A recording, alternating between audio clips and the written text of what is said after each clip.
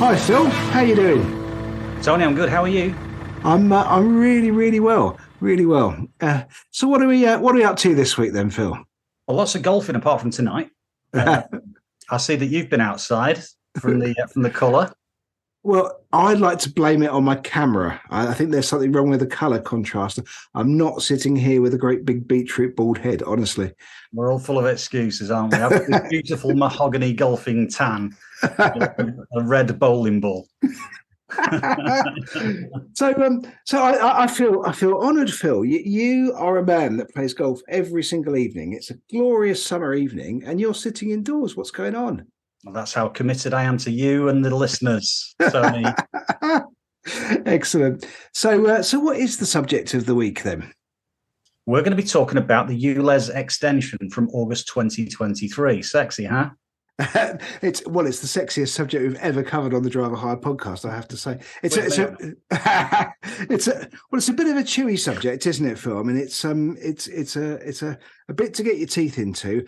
I am interested to see how we're going to make this exciting. Well, I think that there's two different opinions to this. There's the people who like it and the people that don't. So if we keep it as factual as possible, then people can come to their own conclusions, I suppose. Well, I think that's fair. So let's crack on.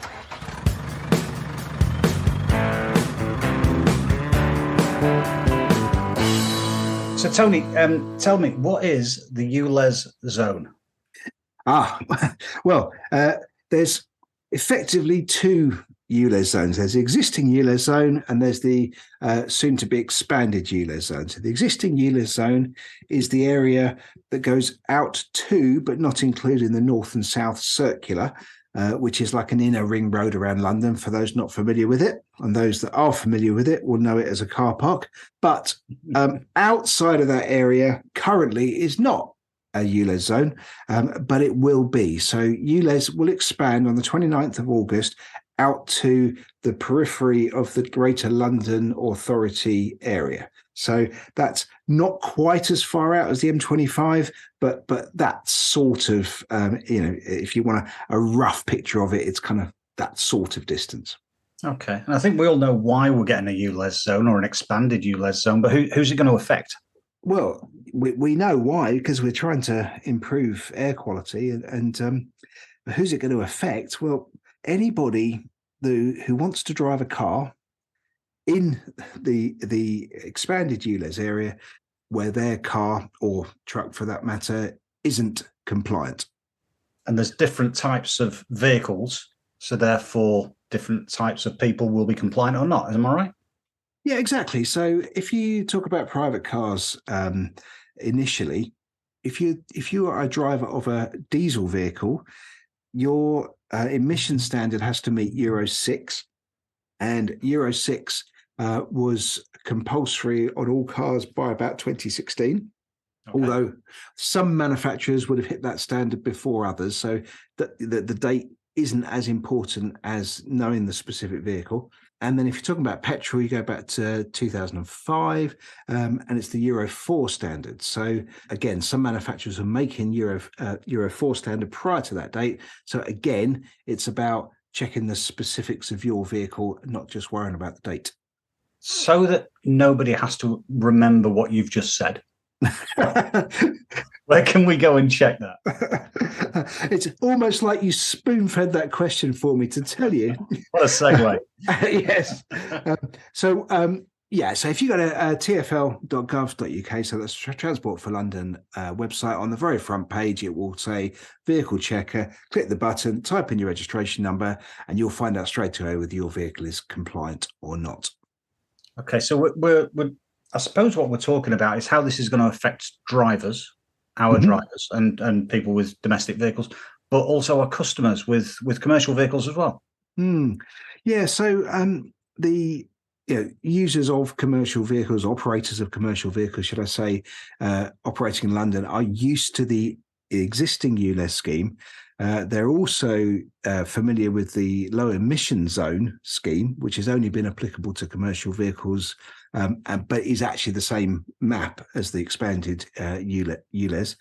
If you're operating a commercial vehicle and you're already on Euro 6 engine, there is no congestion charge. There's no ULEZ charge. The only thing you would pay is congestion charge if you went into inner London.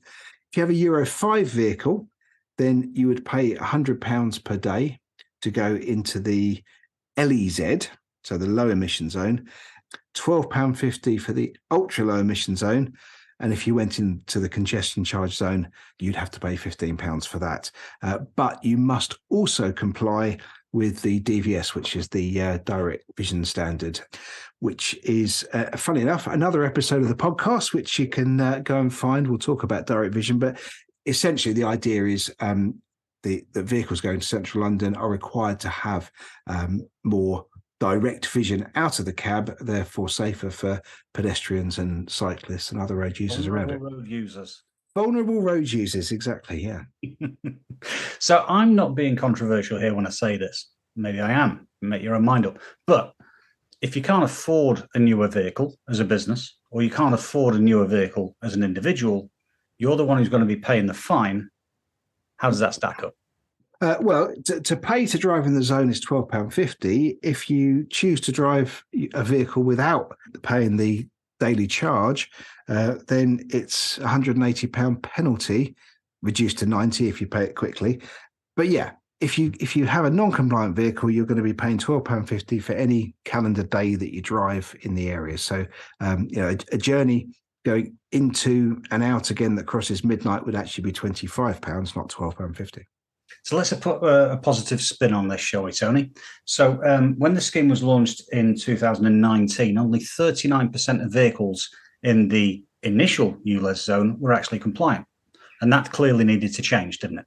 Mm-hmm. If you fast forward to today, 94% of vehicles using the inner existing zone are actually compliant. So there's less people having to pay the fine, mm-hmm. that the environment is better, so therefore the vehicles are more compliant, and that can only improve with people upgrading their vehicles all the time. Absolutely, yeah. And it is the case. So Transport for London are monitoring vehicles using what is to become the expanded ULEZ zone. They monitor it through something called, we know as ANPR, which is automatic number plate recognition. So already they know that 90% of vehicles driving in the outer or the soon-to-be expanded ULEZ zone are actually already compliant. So in terms of the money that's generated, the figure coming down is actually a good thing, because if they're charging less, that means that there's more compliant vehicles on the road, which means that it can't be questioned as a money-making scheme. So the money that's being created at the moment is being reinvested in London and the infrastructure and the environmental schemes such as cycle zones and bus lanes. The less vehicles that are non-compliant means that the money's coming down. So it can't be questioned whether it's a money-making scheme or a profiteering. It's simply being reinvested into what it needs to make it more environmentally friendly. I mean, yeah, that's exactly the stated purpose of, what will happen to that money, yeah. What a very balanced view we had. So this ties in with a conversation that I was going to bring up, actually. So an awful lot of people are actually thinking about changing their cars. Mm-hmm. There's a scrappage scheme as well, isn't there, that the government have launched and have funded?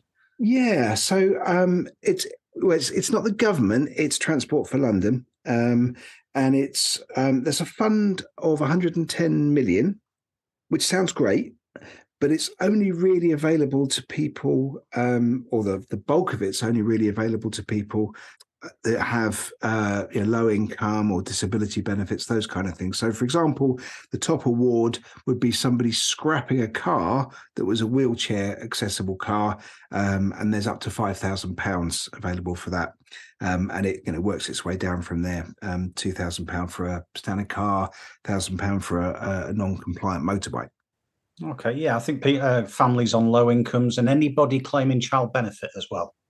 That's right. Yeah. I mean, it's an odd thing because it's quite likely that the people who are most likely to have older vehicles and therefore non-compliant vehicles are likely to be people on lower incomes, which is probably the people that could least afford the £12.50, which is when you hear the negative press, it's that angle that you hear most.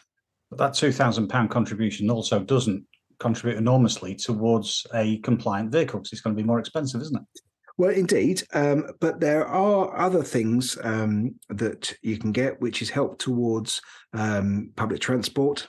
So you can put in claims for travel expenditure. So if people were encouraged to get rid of a car completely, they could still benefit in that way. So yeah, I mean it's not ideal for people in that situation, of course. It's down to the individual as well. The right to work scheme is something that's been around for a while, isn't it? That's if you do live close enough that you can cycle to work, then you can actually pay that back in monthly instalments, and that's before your tax and your national insurance are taken out your wages. So in effect, it's like having 30% off a brand new bike. So it's an advantage. I'm going to encourage people back onto the cycle lanes, which is hopefully what the ULEZ is going to pay for. Yeah, I mean, it's interesting. I noticed during the COVID lockdown, obviously a few years ago now, lots of people were minded to not get on a bus for hopefully obvious reasons. There was a surge in sales of push bikes and e-scooters, and I did wonder how much of that would carry on after lockdown.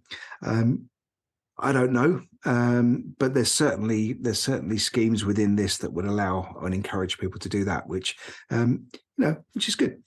It's a more attractive option during the summer as well, when it's winter. Not for sure, Tony. Not for sure. Yeah. Okay.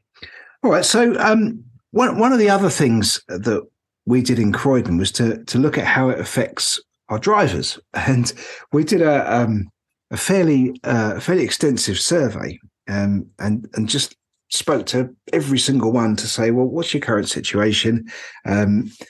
Is your car compliant?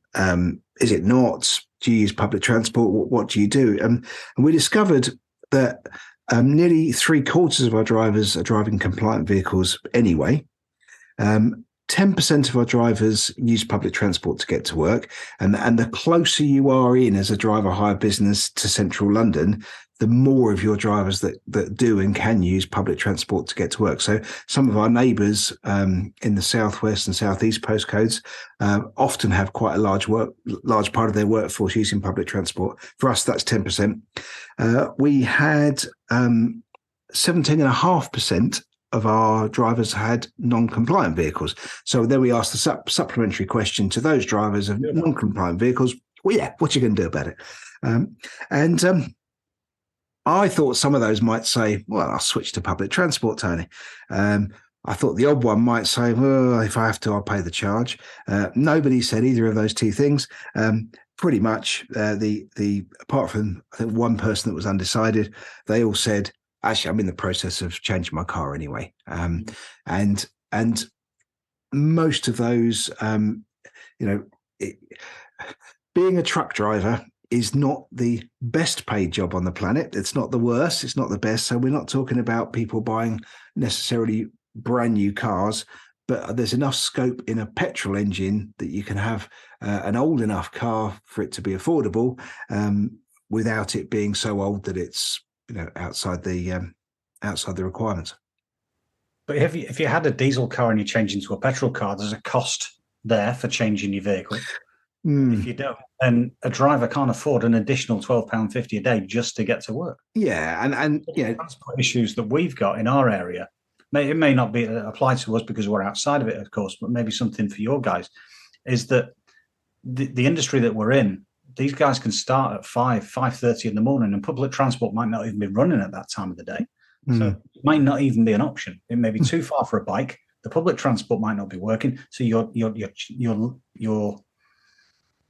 your options are lessening, aren't they?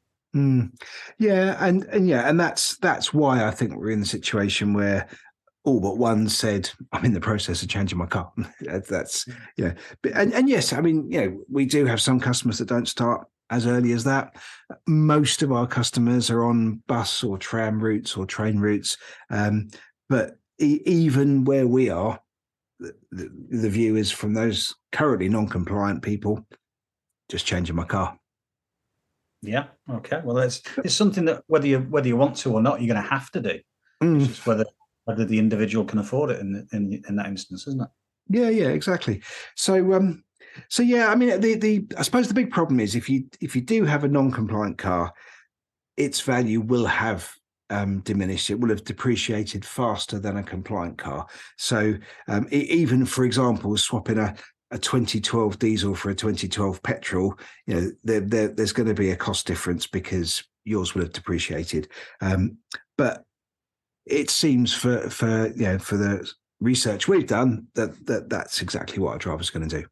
I suppose it's no surprise that We Buy Any Car and Car Wow and Kazoo and other car buyers are available. That they're popping up from everywhere because maybe they've seen this coming. It might be a small or a large part as to why they're all popping up from behind the back of the sofa, aren't they? They're just everywhere. I put the We Buy Any Car thing. I put a quote in for mine, just to say, oh, I wonder what it's worth. I wonder if it's depreciated because of all of this. The answer, by the way, is yes. But my God, I get spammed on a daily basis. Oh, yeah. Oh, it's relentless. Your price until you've given them your email address, and then it's ping, ping, ping. Isn't it? Yeah. Okay, so for our drivers then. So yes, they're affected. A small amount of them, yes, they're changing their cars, and they're very prepared, very aware. But these are, of course, people that live inside the zone. The other thing I think is quite interesting for our drivers is that if you were to go on the TfL website, there are a huge amount of companies that sell bikes, e-bikes, scooters that are giving massive special offers to help people switch to that kind of mode of transport if they want to. Right. Okay. So we kind of talked about what it might mean for our customers. We talked about what it might mean for our drivers. But I suppose really to finish up, what do we think? I think in the grand scheme of things, of course, it's a good idea because we don't want anyone else dying or increasing the chance of death from these things that you mentioned, like cancer and asthma. And even if it's a secondary or a tertiary reason why people might be getting these things, we've got to do everything to try and prevent it. So, of course, anything that goes towards cleaning the environment is a good thing. I suppose I can relate it to when the HGV CPC came in 2014. All the skeptics were saying they're just trying to make 300 quid out of me every 5 years. Although the number of deaths in the first 5-year cycle of CPC was actually reduced by a third. So surely the re-education of an HGV driver through CPC means that that's contributing largely towards the diminishing numbers of deaths. So if we can do something towards diminishing the amount of nitrogen dioxide and particulate matter in the air, yes, I was reading that, then it can only be a good thing, can't it? Well, I agree. I mean, the thing is, though, we're both fathers of, well, as it happens, daughters, and I don't want my daughters breathing in dirty air. Of course, I don't. And so, anything we can do to clean the air, in my opinion, has got to be a good thing. But what I would say is that it feels to me like we already had or have ways of doing that built into the tax system anyway. So, for example, if you drive a great big gas guzzling SUV, your road tax for the year is north of £600-700. You're paying a huge amount of fuel duty, and of course, the more the less miles per gallon your vehicle does, the more fuel duty you pay. So you've already got two straight away incentives to not drive a big gas guzzling car. So forget the Euro 6543 whatever. If you were just to add a little bit onto fuel duty and a bit more onto the road fund license for big gas guzzling cars, and that extra little bit of taxation was diverted to organisations like Transport for London, then you've already got that tax collection system. You've already got that incentive, and you haven't got a cost of collecting a new tax and the camera infrastructure. So I think my conclusion, Phil, would be right idea, wrong method. I'd vote for you, Tony. Stick that in your manifesto. That's brilliant. I think between us, we've both given a very balanced view there, the environmental view and also the pragmatic driver's view. And either is right or wrong. There's some clean air zones coming in soon, isn't there? Let me read them in alphabetical order. Bath for you Southerners. Birmingham. No, I can understand Blackpool, Phil. It's fine. Well, that was a B as well. I'll start again. Bath, Birmingham, Bradford, Bristol, Portsmouth, Sheffield, Tyneside, and soon to be Greater Manchester under a review. So clean air, ULEZ, it's coming in. There's nothing we can do about it. We need to arrest this environmental slide before it goes too far. We're probably of a certain vintage, Tony, where it's probably not going to affect us, but generations on it might, and it's our responsibility to do something about it now before it becomes too late. Well, indeed, Phil. Yep, indeed. So, if you've enjoyed it, please do rate, review, and subscribe. And if you would like to check your vehicle, go to tfl.gov.uk. If you want to get in touch with me or Phil, you can find us at thedriverhirepodcast.co.uk. So until next time, it's goodbye from me. Tony, I want to thank you. This is my debut. You're taking my virginity this evening. So thank you very much indeed for taking me by the hand, taking me through it. If anybody's listening to the first time because of me, then thank you, and listen next time because it's probably going to be a bit better. Brilliant. All right, Phil. Thank you very much. See you next time. Thanks, Tony.